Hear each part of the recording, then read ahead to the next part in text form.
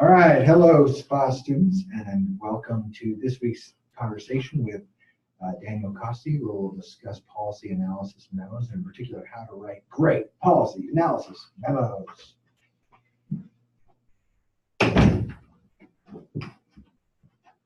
First, what are policy analysis meant to do? That's what we really should be thinking about the whole time while we're writing policy analysis memos. And I took a stab and said they're going to educate, solve, and advocate. So you got to teach policymakers about a problem, offer policy solutions to that problem, and then take a position based on your research. And you have anything like that?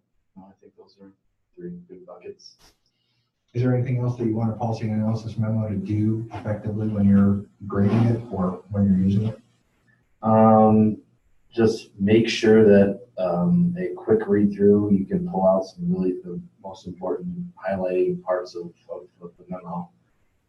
That's probably the most important part for being able to engage an employer or someone who needs to read that really quick. Someone who may be looking at 10 to 15 or maybe 20 policy memos a day on different issues. You want to be able to pull out information really quick.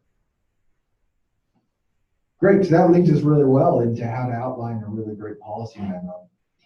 First of all, everyone points out when they're talking about this or writing about this that you have to bookend all of your information with the bottom line. You want to bookend and right up front, you want to say, here's my conclusion about this problem, and at the end, again, you want to say, here's my conclusion, my recommendations. In the middle, we want to point out the pros and cons of making any policy and offer at least one option. Multiple options are best, especially if you can get rid of one of them, right, and eliminate them. And recommend concrete and clear next steps. So the better is what to exclude. Most everything, keep it brief. It's like the roller coaster. You're waiting in line for a long, long time, and then it happens and it's over, right?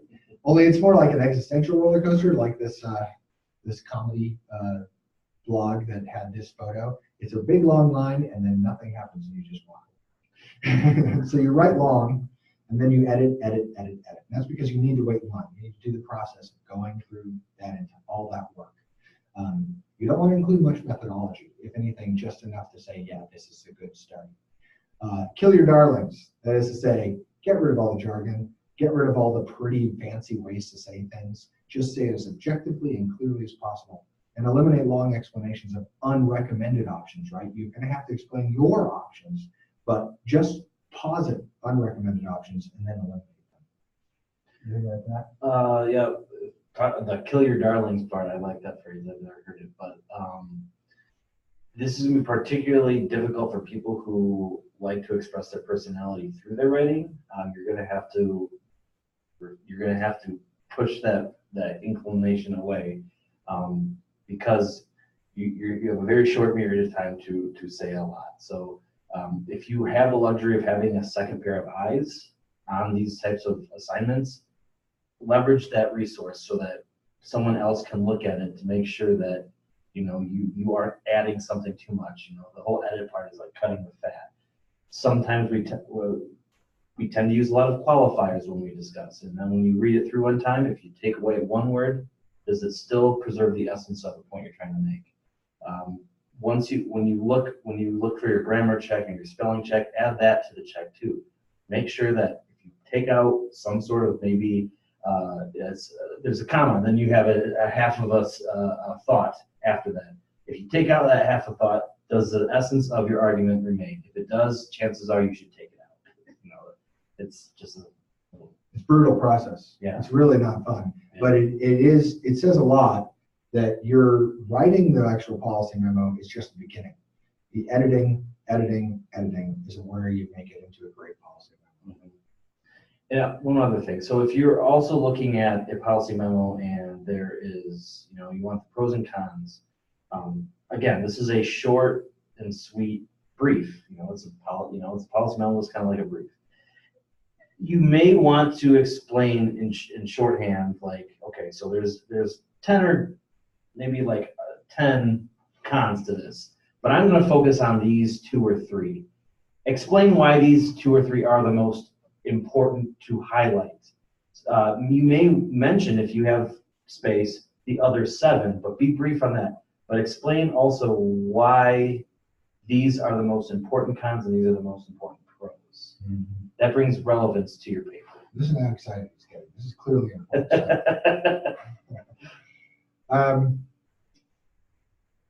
All right, so here's the rubric that Mr. Costie uses as an instructor when he's teaching this course and when he's grading your policy memos. And we're going to let him walk through each point as we talk about it. So first you have to have an opening paragraph that provides a brief description of the significance of the problem and main argument of the memo, and a closing paragraph that recaps the main argument. I think we talked about that in bookends. Anything to add to that? People tend to do this really well. I mean, they follow the instructions on this very well. I'll make my next point once we talk about the closing paragraph, but maybe I'll just say. So also for 5 additional points, you'll just write a conclusion. So the opening paragraph, is tell me what you're going to tell me. And then the body of your paper is tell me, and then the conclusion is tell me what you told me. A lot of people do a good job, relatively good job, in the introduction, making their main point, providing the significance of the problem, and fleshing out briefly what's to come in the body of the paper. The closing paragraph, the conclusion, people tend to be less careful in that. It oftentimes comes across as I spent 5 minutes just throwing together something. Because it's kind of awkward to say something basically 3 times, right? Yeah. But again, the reason we're doing it this way is for clarity for the reader. So take an additional 10 minutes. I mean, it's not as if you don't know what you're going to say in that conclusion, but take an additional couple minutes and make sure that what you're writing in the conclusion aligns with what you wrote both in the body of the memo, but also in that first paragraph. Another thing, don't bring in new information in your conclusion. Mm-hmm. It just throws off. Just repeat yourself. Right, just repeat yourself.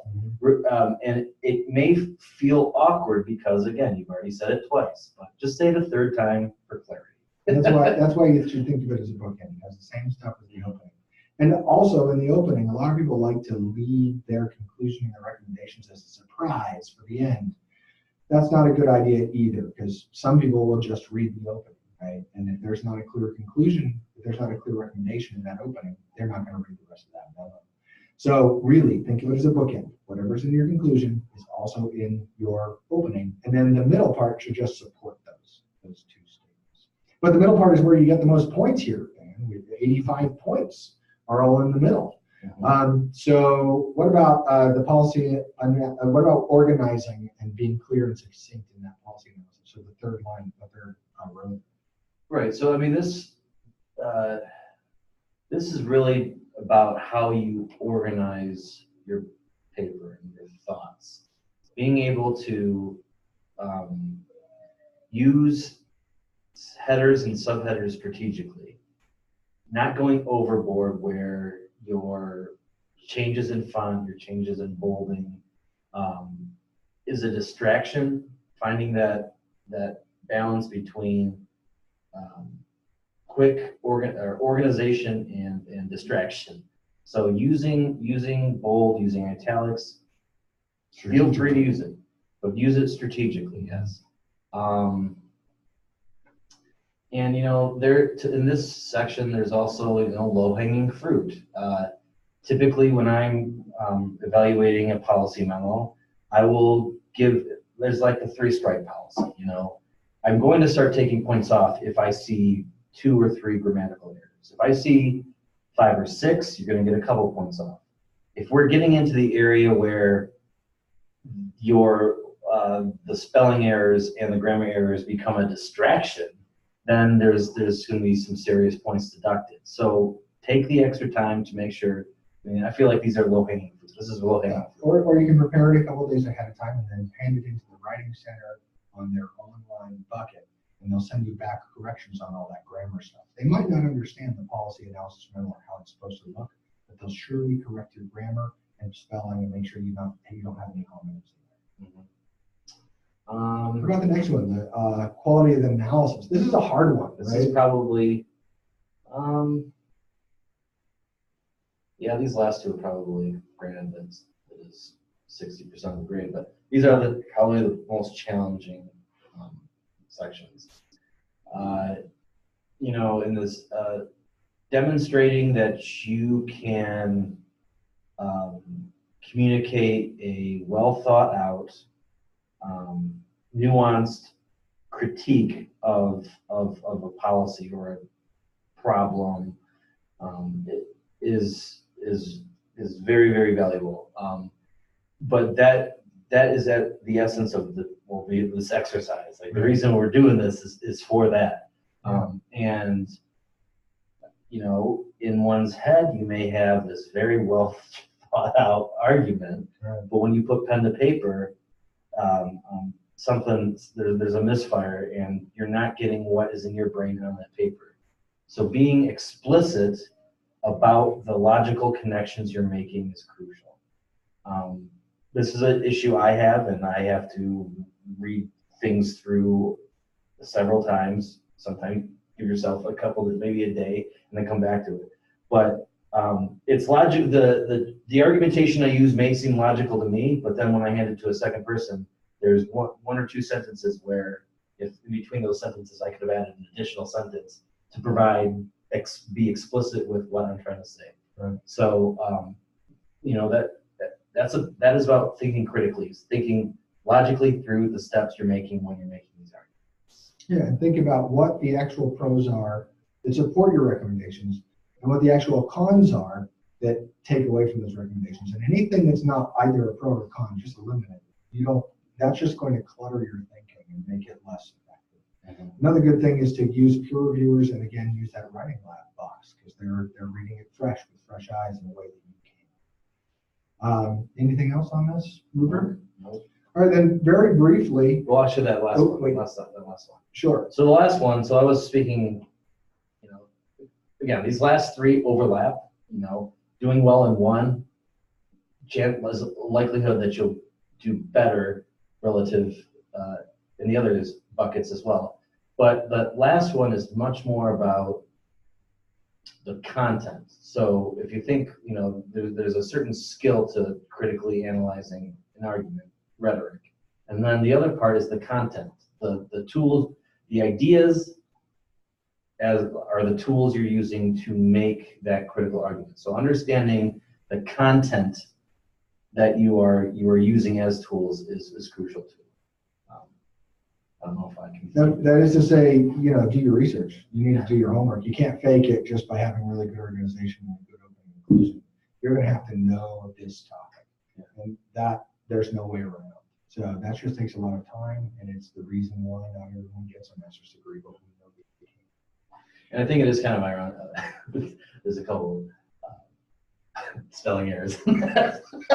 Oh yeah. Oh yeah, sure. Well, I typed these really quickly because I couldn't copy and paste them into that thing. So this was a last minute thing. So yeah, we wouldn't want to turn this in this state. Yeah. Demonstrates. I will evaluate your rubric with my rubric. Yeah. So I've left that rubric that you have. I put that up onto the module page. I've also put this up onto the module page, which is the policy analysis memo checklist. This is one that was provided by Professor Heikola, and is a common tool that she uses in her classes to allow you to do peer reviews. That is, you can go through each line of these, and if you can check these off with your partner, then you'll have a better memo at the end. So if you can get together a couple days ahead of time and share each other's policy analysis memo and then go through this checklist, you're going to get a better grade, right? So you have to make sure that the aim is clear, the conclusion is clear, the outset, et cetera, and so on. Just go through these one at a time, and like I said, it's on the website. And at the end of it, you'll be able to get a higher score, and that's what we're all looking for here. Have you used this tool? No. All right, well, I'll send it on to you if you'd like to use it. Yeah, I'm always looking for different. Pretty good tool for peer reviews, especially. Okay. And then really, if you have any questions, you can email Daniel. I didn't tell them I was going to do this. You can email me at payshoot@ucdenver.edu. I've left that on the page that's associated with this web video as well. And you can email me or text me at 970-236-6311. So I look forward to your questions, and I look forward to the excellent work that I know you're going to turn on, and to changing the world by handing in that perfect policy memo at exactly the right time, right? Thanks a lot. Any last words? Nope. Good luck.